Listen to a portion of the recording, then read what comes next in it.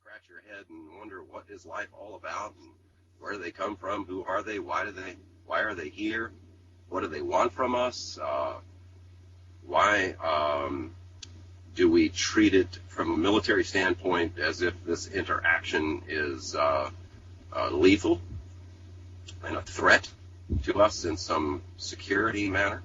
That's pretty evident there.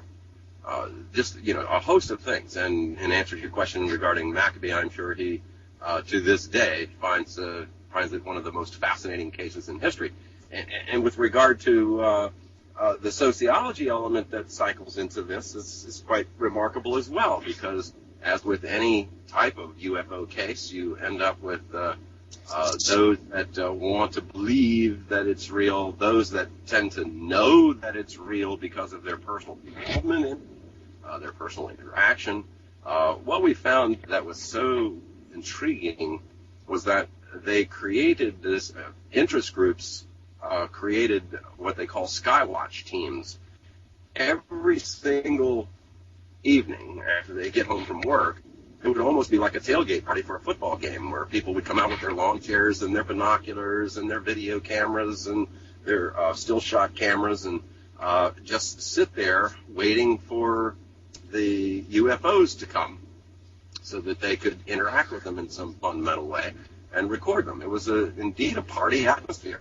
Now, clearly, skeptics are going to take that in one way and try to put a twist on it that would suggest that, this was some kind of a scam.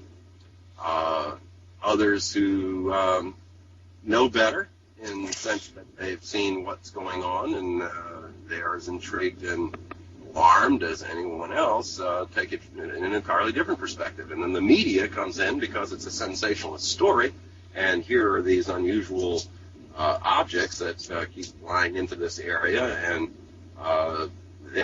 they see a story and they want to cover it. And so it develops a sociology around it that really exposes humanity to go back and take a look at a key element, and that key element is reality. What's real? What's real to you? What's real to me? What's real to anyone else? All of these collections are opinions that we have a difficult time defining what reality really is.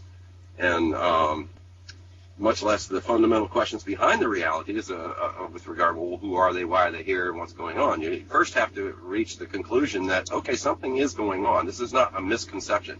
This is not a guess of there's a light in the night sky. It's a UFO. Okay, what is it? Well, is it a falling star? Is it? No. All of that stuff goes out the window when it came to Gulf Breeze because of the photographs and all of the evidence, the impact on the environment. Behind the high school when a craft landed, for example, the ground underneath it, they dug it up, they tried to replant it. Years later, evidence still existed at the spot where the craft had landed. I mean, it didn't actually come in direct contact with the ground. We had pictures of it hovering several feet above the ground, probably 5 to 6 feet above the ground. So it never actually made direct contact with the soil. There were no pods sticking out that settled onto and put depressions into the soil or anything of that nature. But the impact of the ring and the ground underneath where the craft hovered remained for years. So you had, abundance of physical evidence to analyze. You had the sociology where the school administrators were concerned about people coming out there in the middle of the night and running around in the school field behind the high school.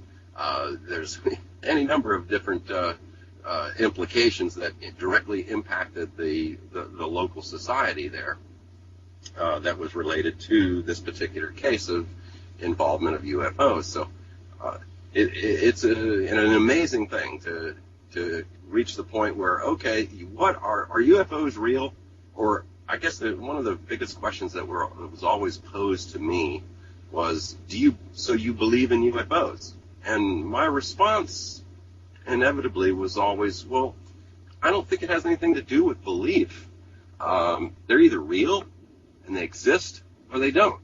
I mean, the next question becomes, well, what are they if they do? You know, I mean, in the case of Gulf Breeze, I think the proof was that, okay, this phenomenon does indeed exist. There's a lot of elements here. There's a lot of evidence that anyone with a rational mind is going to come away convinced that, okay, something's definitely happening here. What are these craft? They're actually real.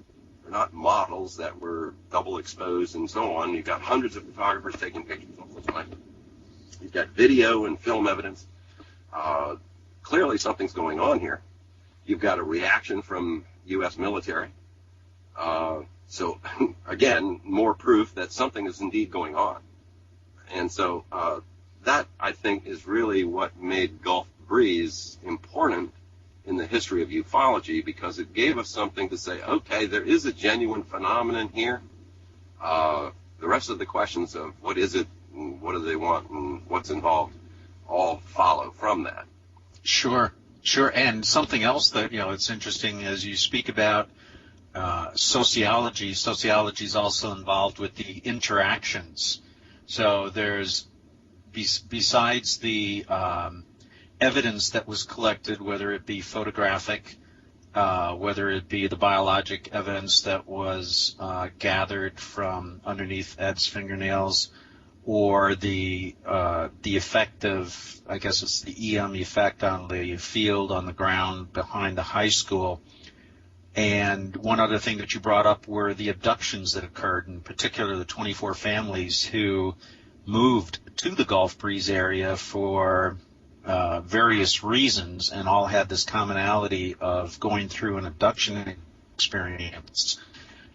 Were there any other indications of interactions or any response to the phenomenon that you were observing that would let you know that they knew that you were watching them? Oh, well, now that opens up an arena that could go on for hours, because, yes, the answer to the question clearly is yes. Not only with Ed, but with many others, including myself, where we found ourselves in a situation where high strangeness, as the ufologists term it, transpired. We were able to, through Ed, in some form or another, communicate, if you will, through the intelligence behind the phenomenon that was exhibiting itself in Gulf Breeze. This is one of the ways that we were able to come up with the term monorod neurocontrol device. It appears that the essence of Ed's abduction was not so much focused on what we've been, I'm sure, Lee, with your experience in the abduction phenomenon research, and others probably would be able to recognize, is that they, in this particular case, while there were certainly some elements of that going on, we were not looking at reproduction, which in many UFO abduction cases, it appears that there's been a history through families where the objective was to create a hybrid species using human beings as a DNA source. And in Gulf Breeze, it wasn't focused on that. In Gulf Breeze, it genuinely appeared that what they were trying to do was to understand human psychology. Ed would be put through a variety of environments, if you will, for the sole purpose of eliciting specific emotions. It appeared that they did not understand human emotions. And so that they would create environments where they could elicit specific emotions and analyze that reaction. Do you have an example of one in particular? Well, I already actually gave one where if you'll recollect the scene on the beach where Ed was abducted while taking stereo Polaroid photographs of the craft over the Santa Rosa Sound, he had discovered that by putting his tongue between his teeth, and when they pulsed him with the monorod neurocontrol device, it activated a pain center that knocked out and overrode the impulse of that device. And so he was able to maintain consciousness and therefore attempt to defend himself. And in order to get him to succumb, they implanted imagery in his brain, with the alternative being that they would go get his daughter if he did not come along.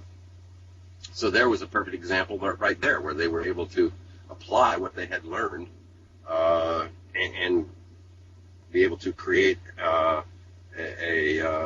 environment. Now, on some of the events where we did quite an analysis of a number of these abductions, and just to kind of draw some parameters around it, what we learned over time was that Ed had been a subject of their interest since childhood, and that he had events that had been suppressed in his memory for his entire life, and that there was a cycle. About every 7 to 8 years, they would come and get him again and conduct whatever tests and experiments that they intended to conduct. And this would transpire over a period of perhaps as much as 2 months' time, where they would abduct him every couple of days and run through these batteries of tests that they were performing. And then the objective would be to let's give you a pretty good example of what's going on from the alien perspective by showing an analogy of how we as human beings conduct very, very similar exercises. Picture, if you will, going up into the North Pole, and we send a team of scientists all in white garb to sit and wait for a mother and her cubs of polar bears to come along. And we shoot a tranquilizer dart into the mother, which drugs her and puts her down on the ground. And so then they emerge from behind a white screen, and they come and they take tissue samples. Maybe they put some chemical paint along the back so they could be spotted even at night from above. We'll put some kind of electronic device on the animal so that we can monitor its migration habits and so forth. And then once we've finished with all of our experiments and the drug starts to wear off, we're, of course, back in hiding. The cubs, meanwhile, are all just hanging around and trying to waiting for the mother to wake up, essentially. And then the mother wakes up, and off they go on their merry way, and we stay sequestered throughout this entire process, for the exception of when the mother is drugged and we can go in and do what we need to do. And then, of course, we monitor their habits for years through the same thing. And at some point, they may go back and abduct the mother again to go pull data from the recording devices and to check again and see what's going on over the last several years. Well, sure. This is the same sort of thing, only we're the polar bears as it comes to this particular species of non-human intelligence and how they are essentially studying us. Now, I'm sure many people are familiar with the other more popular element associated with the abduction phenomenon, and that is the breeding programs that we've heard so much about. And Dr. Mack and many others have published volumes of data on this type of phenomenon going on all over the world. Well, in Gulf Breeze, while that certainly was part of it, what we were able to learn goes far beyond the breeding programs, and it was really getting in and finding out what they know and apparently don't know about human life forms and what our lives are like in general, and how we interact with each other and our whole society. So it really becomes a fascinating glimpse into perhaps why this particular species might be here. And in the case of Ed, there were just a multitude of these different elements that stories that could take quite some time to tell because of the setup that they put him through. And he had quite a number of these different events that transpired over that period of time there in Gulf Breeze in the late 1980s. Right. That's fantastic, the information that you're providing here. Now, one of the things that you had indicated here is that the involvement of the Chesapeake group to a greater degree to the overall phenomenon, not just to the Gulf Breeze, but the connection between the two. And then I guess the Chesapeake group, I'll let you go ahead and, of course, talk about that, how that led you to further involvement in the study of the phenomena, and in particular started to introduce you to people who are within the government and military, and again, encountering these different people who have been involved with and studied with and have given you some information regarding the knowledge that they have. So why don't we switch gears a little bit and take it back up to the Chesapeake group and talk to us about that.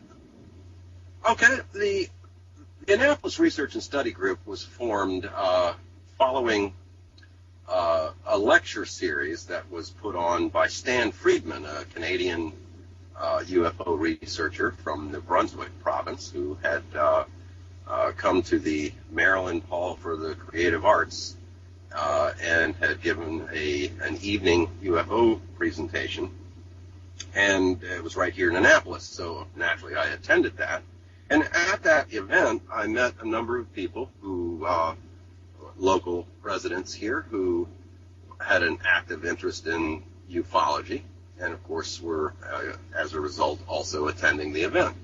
So at the conclusion of Stan's presentation on UFOs, we sort of started talking amongst ourselves in a social environment afterwards, and I met Debbie Regimenti and a number of other folks there who had sort of a loose coalition of interests where they had chatted over the phone a number of times and had an interest in the phenomenon. And we decided, well, let's get together and chat and see what happens. And so the end result of that was we developed the Annapolis Research and Study Group, because we had there were a lot of things going on here in the Annapolis area with, again, a naval presence, not only naval intelligence, but naval technology particularly.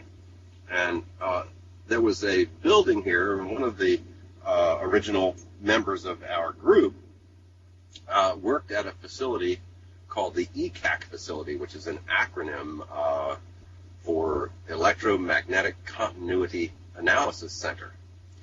And what we were able to learn from this individual, that it is the most secure building in the world, in that it is a building within a building within another building, all three electromagnetically secure from any type of shock, any type of solar radiation coming from the sun, any type of nuclear detonation.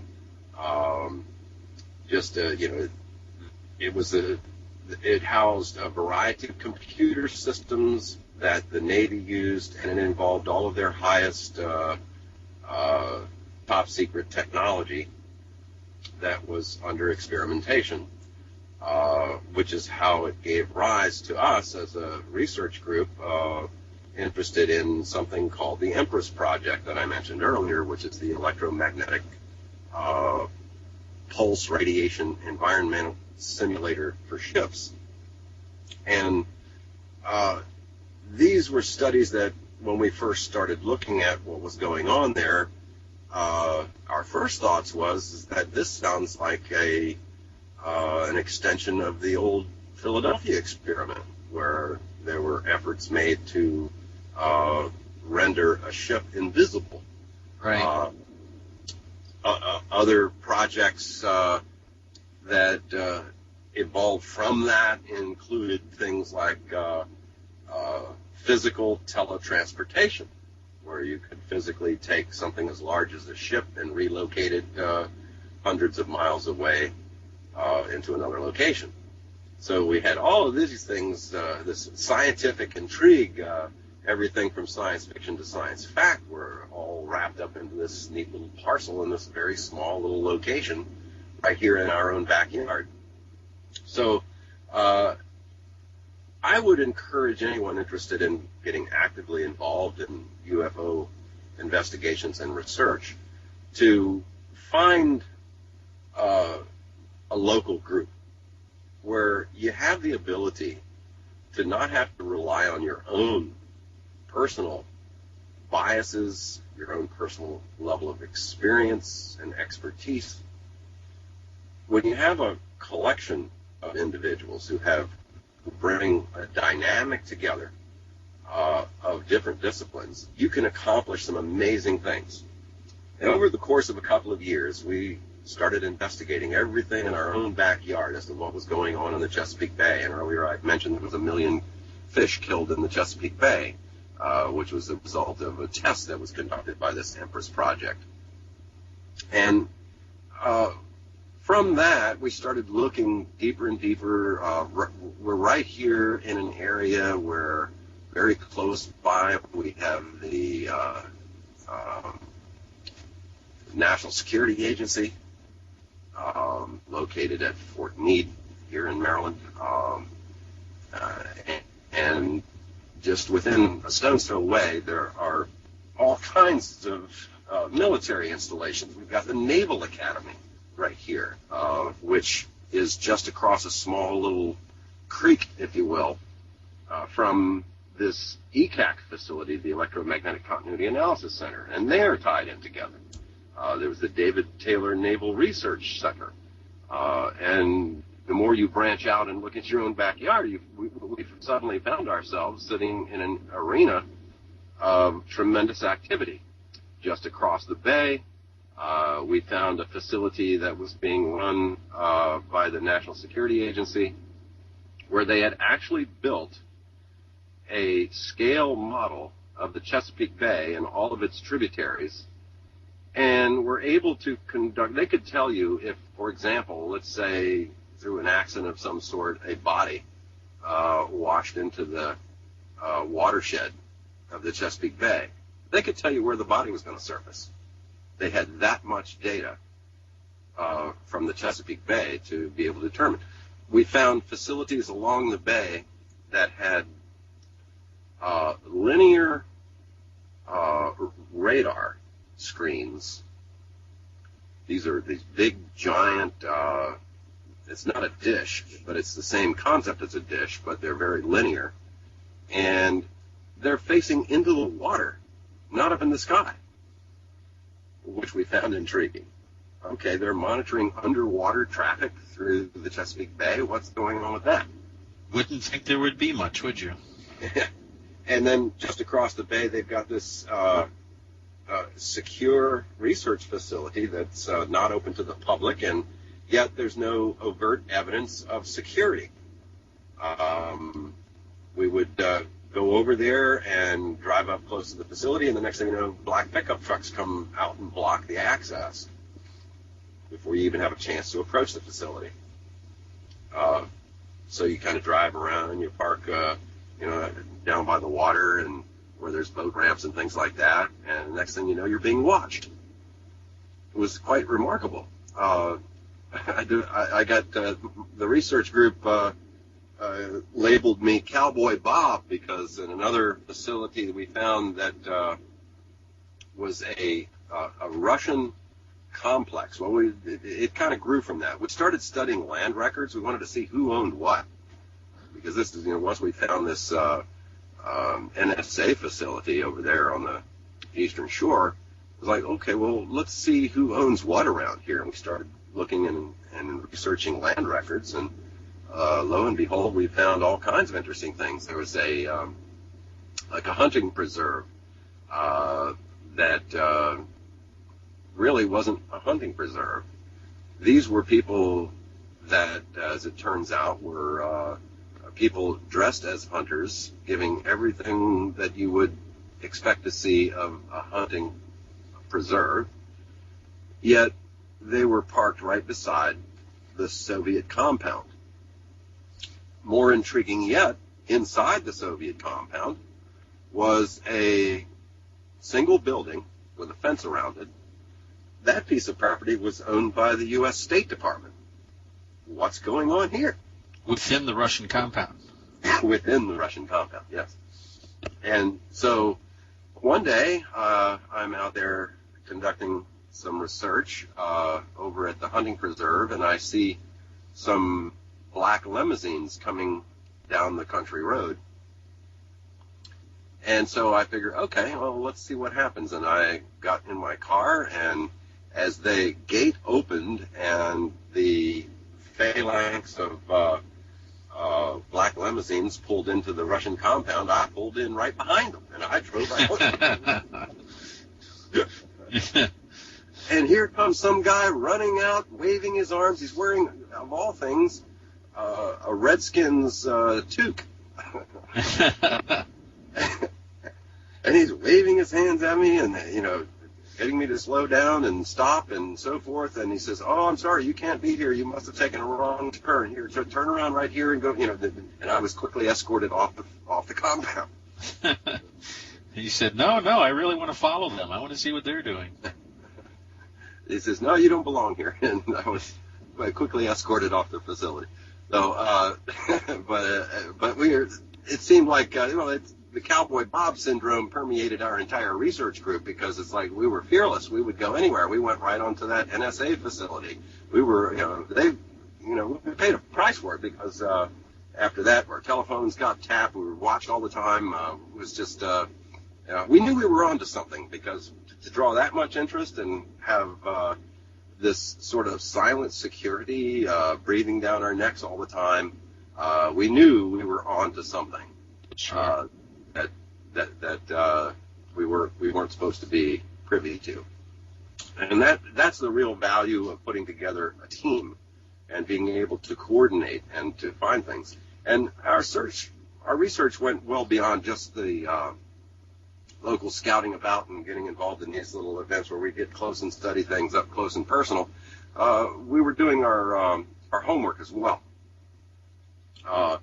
We would study things like at St. John's College in Annapolis. They would always have a guest speaker would come in, and it would be like a fireside chat type of environment. On one such occasion, Lewis Cabot, famously known for being the chairman of Corning, who became the chairman of the Brookings Institution in Washington, D.C. And I was intrigued with the Brookings because I had discovered a number of writings from the Brookings Institution in my research, and I had uncovered a document of which only 3 copies existed. One at the Brookings Library, one at the there's a historical research library in Annapolis, and another one was at the University of Michigan. And it was called "The Proposed Studies for the Implementation of Peaceful Space Activities for Human Affairs." Quite a mouthful of a name. Not your typical research white paper. But important nonetheless. This was published by the Brookings Institution. It was published as a committee print to Congress in March of 1961. What it involved was a study that was initially initiated at the University of Michigan, where they had assembled 200 of the world's top scientists in all of the known disciplines. People like Margaret Mead, anthropologists, sociologists, technologists of all kinds. And they had brought these people together to conduct a think tank type study on what are the implications of human beings being encountered by non-human intelligence? What would happen? How do we prepare for such a thing? And when and if such a thing were to happen, how do we define it and how do we react to it? And what's going to happen? What are the long-term prospects for it? One of the most fascinating studies I've ever read in my life, and it brought me to a fairly profound proclamation, and that is that sociology is indeed the core ingredient in the world. The rest is more application, manipulation that typically feeds a cycle of demand and supply. And when I first read the proposed studies on the implications of implementation, of peaceful space activities for human affairs, I began to realize that that's where reality is whatever public conscious deems it to be. I mean, overall, it's a magnificent lesson in how humans have learned to influence future events through the mindset of mankind. And this was the genesis of what I began to realize with regard to ufology, is that they had learned that there's a process called acculturation that takes place that we have seen throughout human history. When a society with differing life ways, and in many ways superior, whether it be technologically or in any way, maybe they learned how to grow better food, maybe they learned how to make better cars, anything that you can perceive of. Throughout history, we've seen that when one society with differing life ways encounters another society, the one with the superior technology tends to absorb the other culture, and the many elements of the subordinate culture tend to vanish, completely are lost in history. They're taken over by this new society. And the fear that was uncovered in the proposed studies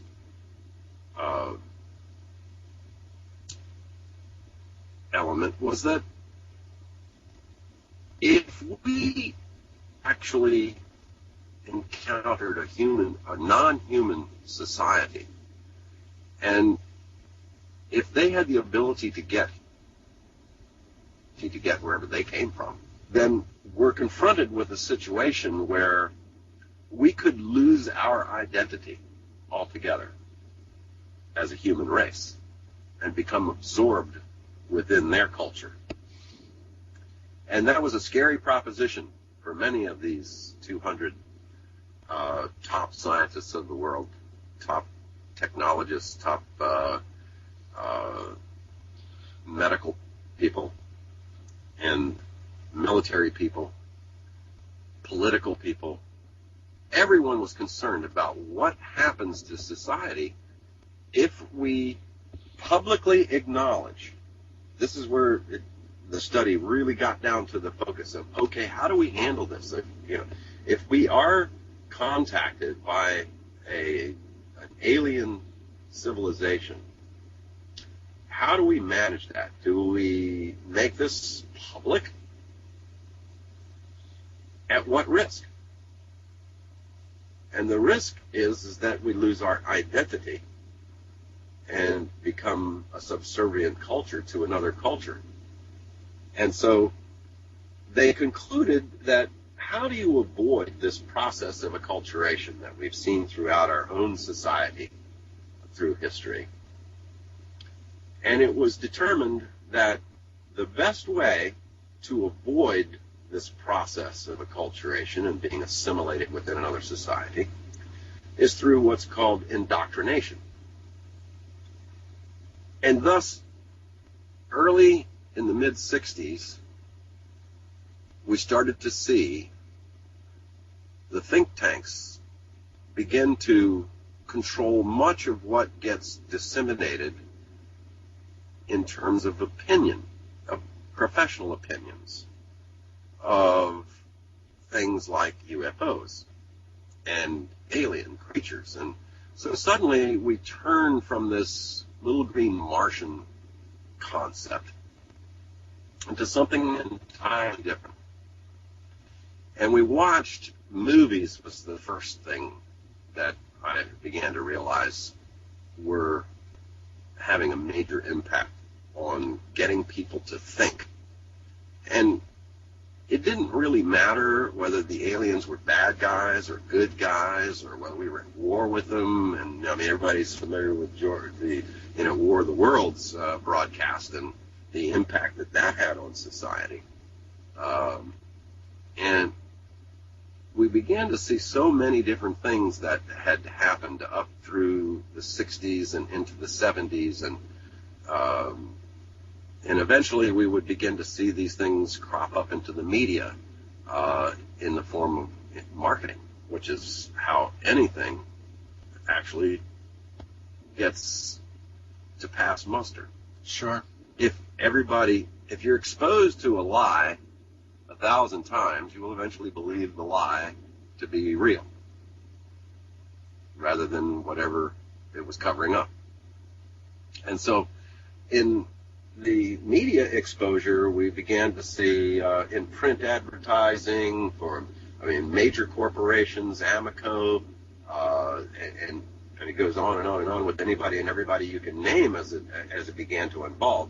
And I put together a research paper called the Chesapeake Connection, where we brought together all of this research that we had been doing and focused it all on things like this core study, proposed studies for the implementation of peaceful space activities for human affairs.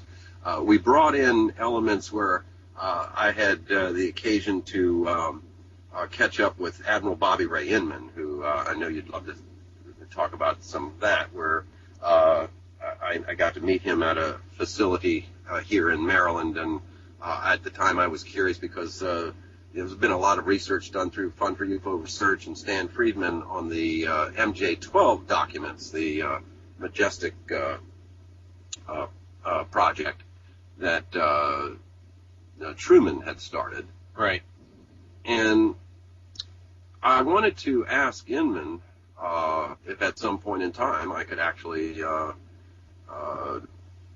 a chat with him about about that project, and if for no other reason than just to get his reaction, because at that point I'm still trying to figure out, well, is this real or is this just some fantasy somebody's concocted about this Majestic 12 group? And of course it intrigued me that it was certainly something that I thought was possible, because look, I was doing the same thing. I had put together this Annapolis Research and Study Group. Why not? Why couldn't there have been a government body that was put together for a similar research effort to maintain control of information relative to UFOs on an official level? And so, all of those things seem to be plausible. I wanted to see what would the reaction be, because I had a lot of respect for Admiral Inman, having grown up through a military family myself, and here's a gentleman who, by the age of 19, had already gotten a university degree, and shortly thereafter PhD degrees, and in my estimation, from what I had learned about Bobby Ray Inman, who became the head of absolutely everything you could imagine, the chief of naval intelligence. He was a director at CIA. He was a director for the Institute for Defense Analysis, which was in charge of this facility that was opening up that I went to, where I first met him. And he was involved as deputy director at CIA. Clearly, Admiral Inman was the top intelligence technologists of all time in the history of U.S. government. Absolutely. Absolutely. One of the most respected individuals, and as you indicated, one of the most educated, well-studied, well-respected, well-thought of, an incredible person. And if anyone would know about the validity or veracity of an MJ-12 group, certainly he would have to have some knowledge.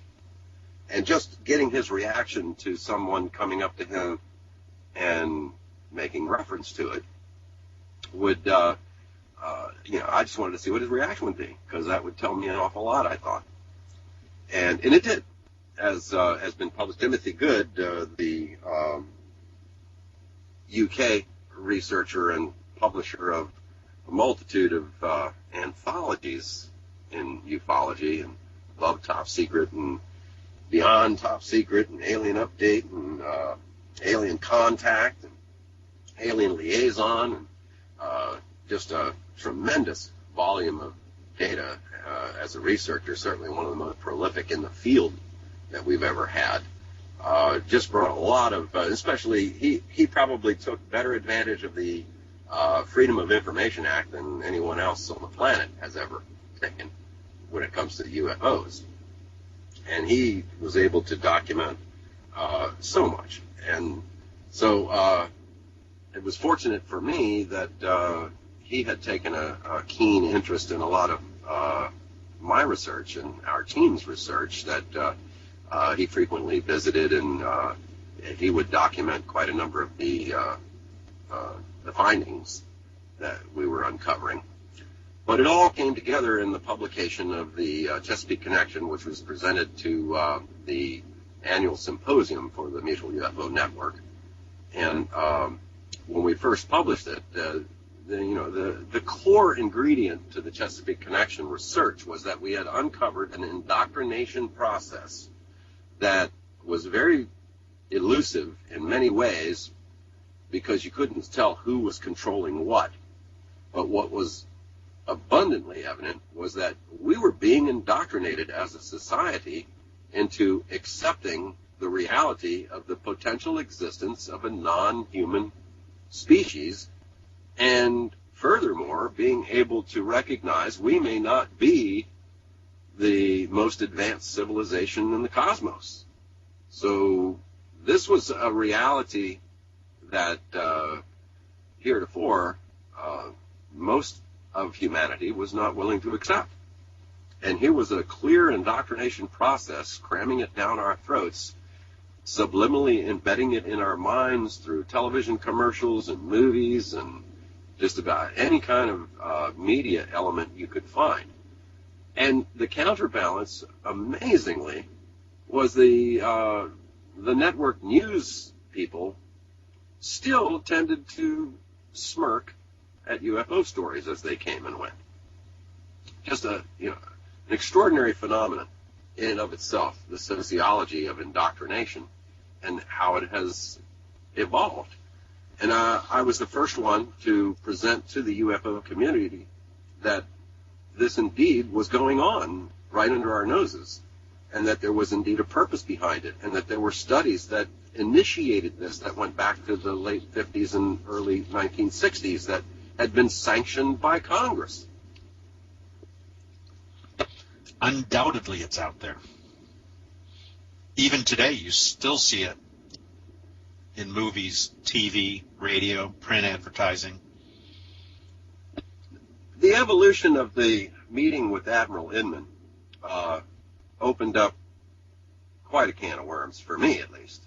Well, just to put this in a little context before you get into that, what was the symposium that you and Admiral Inman were both in attendance at? It was the University of Maryland had somehow managed to merge various departments with the National Security Agency. And within the National Security Agency is the Institute for Defense Analysis, of which Admiral Inman was a founding director. And of course, he was also the head of NSA at one point. Now, he was brought in to be a keynote speaker at the, it was the unveiling of this center for the Institute for Defense Analysis at a complex that was surrounded by a quasi university-sponsored / commercial endeavor. So they had built this facility called the Institute for Defense Analysis around a technology park, if you will. And this was the first building there. And this was the dedication of the Institute for Defense Analysis, where I went to meet with Admiral Inman, who was the keynote address speaker there. And I just happened to, I was preparing myself to get in line with where I, had surmised that he would have to travel through in order to kind of get myself in front of him to have a quick introduction. And that's what I did. I just literally stepped in front of him as he was walking after he had concluded his address. Another cowboy Bob move. Yeah, I suppose, it could certainly be characterized in that fashion. I just, it wasn't, I respected the man, so I wasn't, some radical jumping out and trying to disrupt some sort of, a proceeding or anything. He had concluded his address, and he was basically getting ready to leave the facility. So I just happened to step in front of the path that he was coming down, and just offered a quick handshake and handed him my business card and inquired if it would be okay if I was to contact him at some point regarding MJ-12. And I'm locked eye to eye with the guy. I want to know. I want to see his reaction. Right. And he just, he smiled and gave a knowing nod and said, okay. No hesitancy on his part, no attempt to sidestep it, just okay. Correct. And so right there, I said, oh my God, this is real. He knows about it. It was clear from his reaction that he knew exactly what I was talking about. Because he didn't hesitate. He didn't act like confused or what are you talking about, or there was no follow up as to he wasn't trying to get me to further define it. Right. What's MJ-12? Yeah, what do you mean? It was a very, and as I later learned, as I was able to develop an interaction with Inman and Tom King, his attaché, he is very brief, very concise, and direct to the point. He doesn't beat around bushes, and he will ask if he doesn't understand what you're looking for. So as the relationship evolved, it became more and more evident, reflecting back on that initial encounter, that, oh yeah, MJ-12 is something genuine and he knows what it is. We may be way off base in our analysis of what MJ-12 is, what it was created for, and what their purpose is, but he clearly understood what was going on. After that first encounter, did you ever really think that there was going to be a follow-up, or were you thinking at the time that, well, I got this little tidbit of information, this glimpse into what he may know and whether or not MJ-12 is real? Well, frankly, I thought, well, based on his stature and the fact that he had already pretty much retired from government service at that point, and I knew that he was running a business enterprise out of his office in Austin, Texas, that I would have been surprised if I had gotten a call from him to find out what it was I wanted to know about MJ-12. I was left after the meeting, the initial introductory meeting, that and my whole purpose of that was to open up a door so that I could contact him in the future and he'd know who the heck it was that was contacting him. Right. And that's where it was left at that time. And, of course, I did, as you know, subsequently follow up and have dialogue with him, which, as fortune would have it, he did in fact call me back after I had spoken a couple of times. And this is, again, what I was referring to earlier about how it's so much better to collaborate with other individuals in your research and investigation efforts, because it can open up, in some cases, a Pandora's box of contacts that can get you much further down the road to finding the answers that you seek. Sure. And having collaborated with Timothy Good, who had, in the UK, collaborated with British intelligence officials, and one of whom was Admiral Lord Hill Norton, who wrote a foreword to a couple of Tim's books. And Admiral Lord Hill Norton was the Chief of Defense Staff for Whitehall in London. And what we were able to do, Tim was planning a research visit here to the United States. And after my initial encounter with Inman, he was most intrigued about, trying to get involved with that. He would love to find a way to, explore that contact, and who knows what we might learn from Inman if we were able to get him to at least get involved in a dialogue with us, where he was convinced that we're not just a bunch of crackpots and that we have some legitimate interests that he might be able to shed some light on. So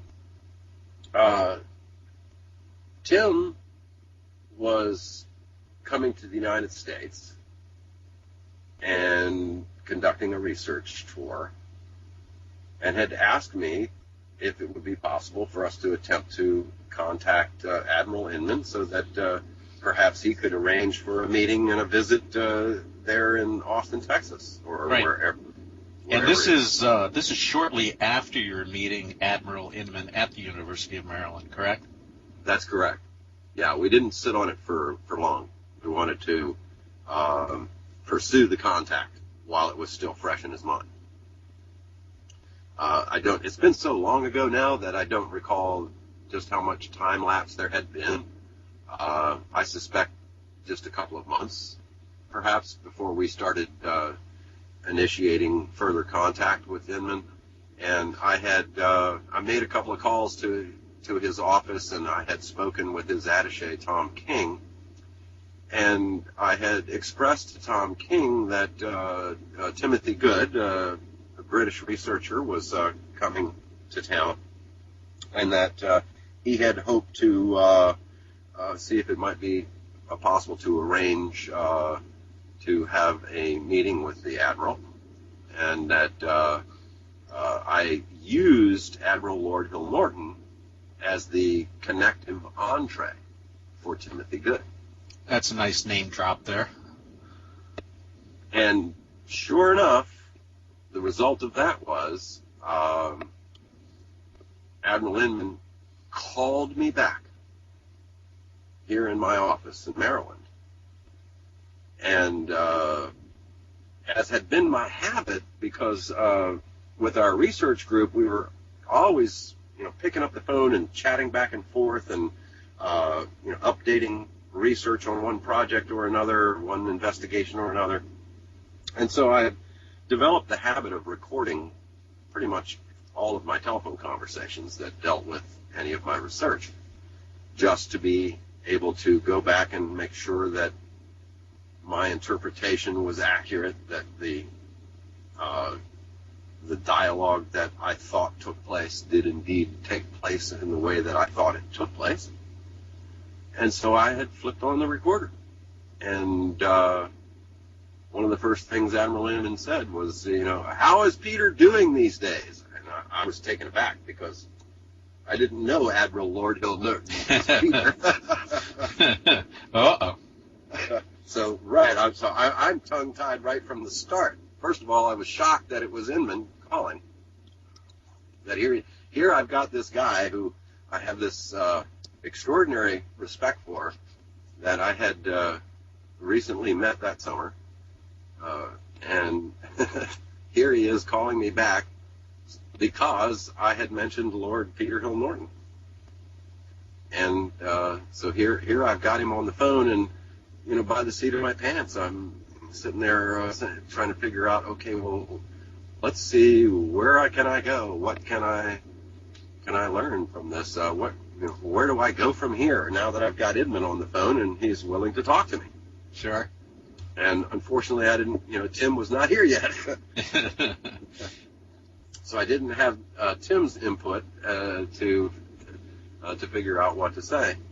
But I did have a pretty good idea of the things. I mean, I had mentioned MJ-12 previously, and I was quite interested in a number of other things that were going on that I had been learning about, including facilities out in the Nevada test range and Area 51, and some of that activity that had transpired, suggesting that we clearly had possession of vehicles that were not made by humans, that had a technology that we were still trying to sort out.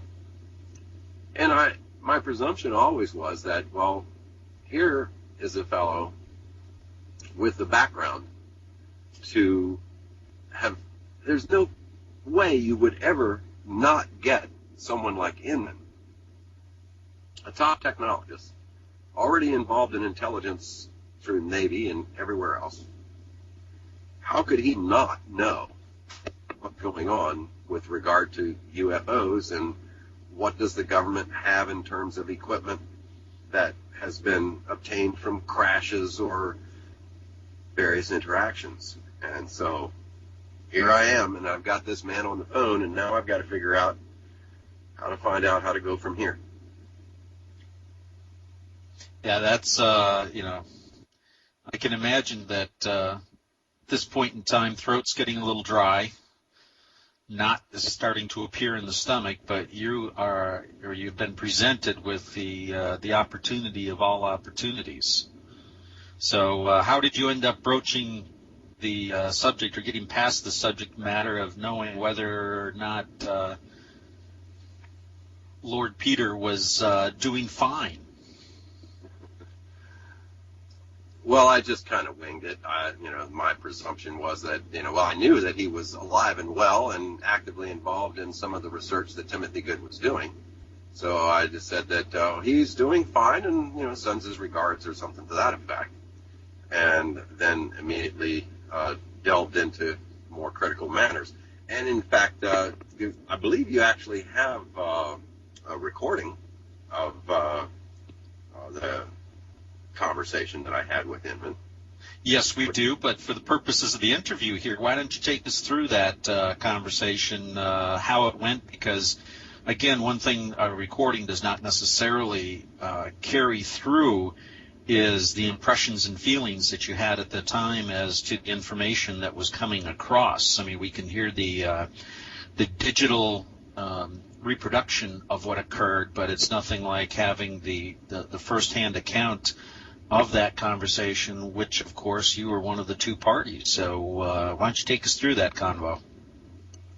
Okay, well, essentially, after the initial greeting and the acknowledgement of the Admiral of the Fleet, Lord Hill Norton, I mentioned that, well, I've been spending a great deal of time researching the phenomenon, and technologically, I think I might have some very interesting things to offer. So I'm essentially giving him the idea that, okay, well, I've got some things that I can contribute, and perhaps he would be willing to hear me out. And I mentioned that, I'd certainly like to get some guidance in a number of different areas. And I mentioned that, on behalf of Admiral Lord Hill Norton and Mr. Good, that, they're more or less working together. And Timothy was his consultant, and the Admiral has been pretty upset about his inability to get any knowledge on the issues. And then I had suggested that the only individual I knew that possibly would be able to help, if it was indeed possible to gain any information across country boundaries, would be you. Admiral Inman. And so, Inman will ask me, well, what is the general area of interest? Now, I was, of course, making a presumption that he was aware of at least some of the things. If he wasn't aware of who Timothy Good was, he was certainly aware of the subject matter that Hill Norton